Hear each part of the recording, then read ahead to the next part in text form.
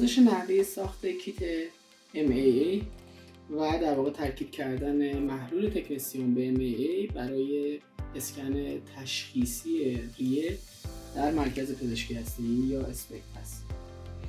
MAA یک کیت نان پایروژن از ماکرو اگریگیتد آلبومین هست، در واقع خلاصشه، ابریویشنشه.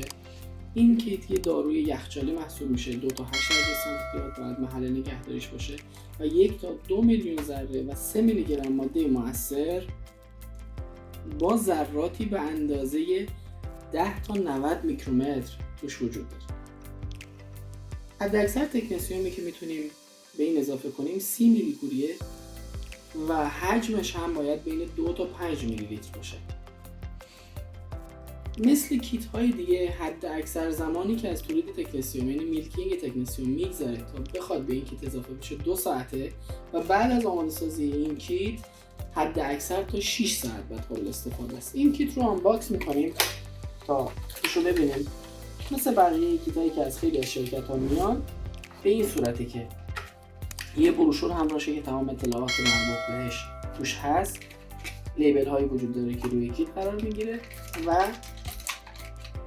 5 تا از این کیت ها توش وجود داره که تمام اطلاعات باز توش نوشته شده.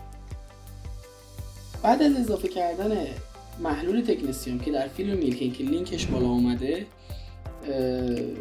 اضافه کردنش به این کیت، ما باید 1 تا 2 دقیقه به صورت 8 اون رو تکون بدیم، 8 انگلیسی اون رو تکون بدیم، با آرامی تکون بدیم تا این محلول کاملا صورت بگیره و ذرات غوطه‌ور بشن.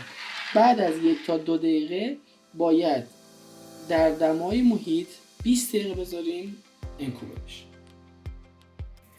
برای ساخت و ترکیب عملی کیت های مختلف با تکنسیوم از این گلاو باکس استفاده می‌کنیم. فضا سربیه برای اینکه پرتوگیری ما به حد اقل برسه، شیشه هم سربیه که بتونیم هم تو رو ببینیم هم جلوی پرتو رو بگیریم.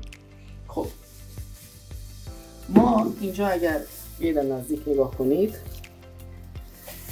یک کیت MAA داریم که هنوز هیچ تکنسیومی بهش اضافه نشده و یک تکنسیوم میلکینگ شده داریم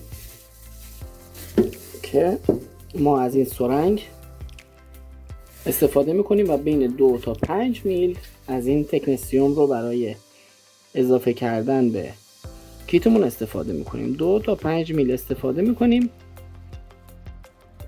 که این 2 تا 5 میل حد اکثر باید چقدر بشه؟ حد اکثر باید 30 میلی کوری بشه. ما تکنسیومی کشیدیم رو برای اینکه ببینیم حد اکثر 30 میلی کوری باید باشه و بین 2 تا 5 میلی لیتر باشه آوردیم و میخوایم اندازه‌گیری کنیم. من این رو در جای خودش قرار میدم. میبینید که 10 و 4 میلی کوریه برای تکنسیوم، یعنی همین عدد مناسب هست، هم بالای 2 میلی هست هم این که پایین تر از 30 میلی کوریه.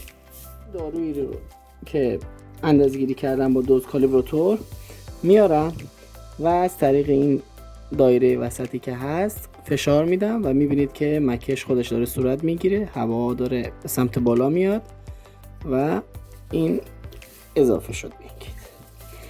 من این رو در محل خودش قرار میدم که پرتوگیریمون زیاد نشه و 1 تا 2 دقیقه این رو به صورت 8 تکون میدم و بعد از 1 تا 2 دقیقه اون رو 20 دقیقه در فضای محیط میذارم انکوبه بشه و بعد از 20 دقیقه قابل استفاده است برای چندین بیمار.